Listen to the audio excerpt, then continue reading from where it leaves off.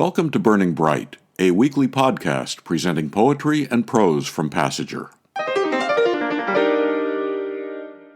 On this episode, a look at sports, and the guys that play them, and the guys that watch them. First, an excerpt from Bill Smoot's story, Bobby Miller's Fall, from Passager, issue 70. It is said that we secretly wish for the failure of others, and that when they fall we are glad.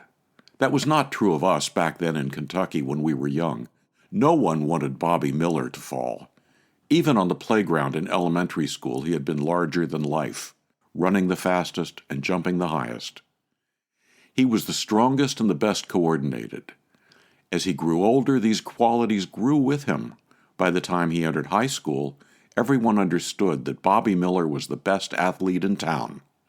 In his sophomore year, Bobby Miller became the school's first five-letter man: basketball, baseball, football, tennis, and track. Tennis was a late addition. He learned to play one summer, and by the next year he was number one on the team. Basketball was his best sport. It was thought that he would get a basketball scholarship to the University of Kentucky. That was such a big thing that the coaches sat him down and convinced him to drop football so as not to risk injury. Everyone breathed a sigh of relief. Part of his perfection was that he was not perfect. People would say, "He's a good-looking kid, but no Hollywood scout would pluck him off the street for the movies." In the classroom, he occupied that golden mean above the dummies, but below the brains. He was friendly, but not the life of the party. Bobby Miller's father worked in the local factory, so his family was neither rich nor poor. What Bobby Miller meant to us was that it's possible to win. Not just win a game, though that was important, but something about him enabled us to believe that the sick could be cured, that the person you loved would love you back, that life would give you a fair shake. The glow that shone on him fell on us all. That's why what happened at the carnival shook us the way it did. An excerpt from Bill Smoot's story, Bobby Miller's Fall. Bill grew up in the 50s and 60s in Maysville, Kentucky, a little town on the Ohio River between Cincinnati and Portsmouth. This story is one of several he wrote that's set in a similar time and place.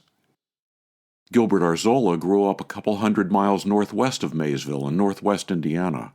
He was the son of a Mexican migrant worker. From his book, Prayers of Little Consequence, here's his poem, Behind the Barracks. My father loved 3 sports. Only 2 were real, and 1 was against the law. He loved the Cubs, Ernie and Billy and the disaster of '69. Friday nights he squinted into a 12-inch Motorola at Gorgeous George and Dick the Bruiser and yelled into it as if you could holler loud enough to chase away fate. And on Sunday afternoons, behind the migrant barracks, he stood in the circle of brown-skinned men watching cockfights. On Sunday afternoons, beneath clouds like soft white feathers, the fields were quiet, except for the echo of shiny brown faces, yelling into its green and dirt the color of blood from a rooster with no choice but to fight. Behind the Barracks, Gilbert Arzola, from his book, Prayers of Little Consequence. Kathy Mangan lives near the Johns Hopkins University campus in Baltimore and walks the track regularly. Here's her poem, The Practice. I'm speed walking the university track, its rubbery surface giving satisfyingly under my sneaker soles. In the stadium's center, the men's lacrosse team performs its drills, girding for the spring season. It's late February, the air softening, plowed chunks of snow trickling almost musically into grates. Assistant coaches stalk the sidelines, armed with clipboards and whistles. Helmeted and padded, the players thrash their sticks in huge gloved hands. Sticks clash and clack. On-rushing boys grunt and howl, stampeding from netted goal to goal. Their hurled balls whoosh from cradle to cradle, some thumping the artificial turf. The head coach hollers, "Stop!" and stomps into a clot of masked players. "Jesus Christ," he bellows so hoarsely. "Christ," breaks into 2 syllables. "You're all soft," he bawls. "You gotta get physical," he growls into one boy's caged face. Every lap swings me under the towering scoreboard in an end zone.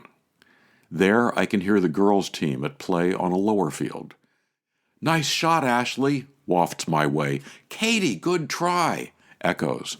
And "Shannon, try to assist Josie," a trilled voice urges. Up here, midfield, cracks and curses slice the air. The boys, "Fucking idiots," assume their positions. Kathy Mangan's poem, The Practice, from her book, Taproot. She said, "I was always appalled at the way he treated his student athletes, but then I'm a soft-hearted poet." To buy Kathy Mangan's book Taproot or Gilbert Arzola's book Prayers of Little Consequence or Passenger Issue 70, or to subscribe to or learn more about Passenger and its commitment to writers over 50, go to passengerbooks.com. You can download Burning Bright from Spotify, Apple and Google Podcasts, and various other podcast apps. For Kendra, Mary, Christine, Roseanne, and the rest of the Passenger staff, I'm John Shore.